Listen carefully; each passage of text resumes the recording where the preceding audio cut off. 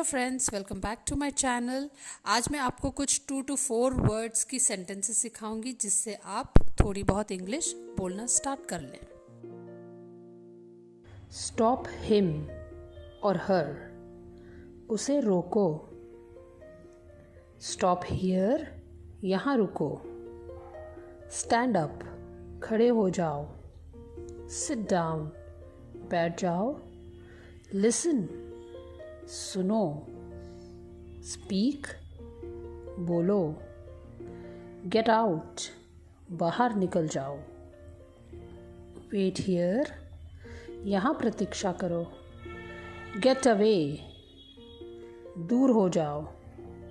Come here, यहाँ आओ। Be careful, सावधान रहो। टेक इट, यह लो।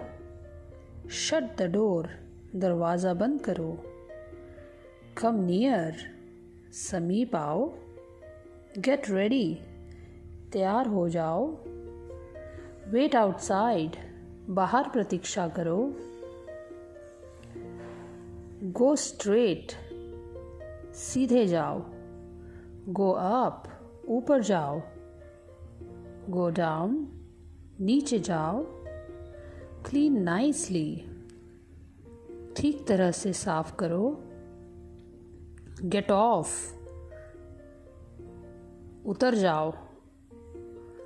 थिंक केयरफुली, ध्यान से सोचो।